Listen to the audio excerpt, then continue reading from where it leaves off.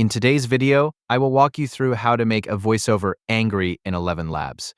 Before we begin, if you're planning to sign up for ElevenLabs, remember to use our affiliate link to support the channel. Now, let's get started. If you're using one of the older ElevenLabs models, the easiest way to create an angry-sounding voice is by changing how your text is written. Type the words you want the voice to say in all capital letters. Writing the text entirely in uppercase tells the system to deliver the line with greater intensity. To make the effect even stronger, add an exclamation mark at the end of the sentence. If you want even more emphasis, you can include multiple exclamation marks. Combining capital letters with exclamation marks gives the voiceover a much more forceful delivery and helps create an angrier tone without changing any other settings. This approach is quick to use and works well when you want to increase the intensity of a specific line. Simply update your text with uppercase letters and punctuation before generating the voiceover.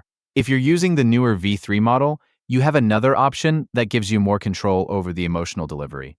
Instead of relying only on capital letters or punctuation, you can use emotion tags directly inside your script. To do this, insert a tag before the section of text where you want the angry delivery to begin. You can use phrases such as angry, said angrily, or said in an angry tone. Place the chosen phrase inside opening and closing square brackets so the system recognizes it as an emotion tag. After adding the tag, continue writing your dialogue as normal. When the voiceover is generated, the V3 model will use that tag as an instruction for how the following text should be delivered. This allows you to control not only what the voice says, but also the emotional style used during that part of the narration. If different sections of your script require different emotions, you can place additional emotion tags wherever you need them. Once your text is ready, generate your voiceover and listen to the result.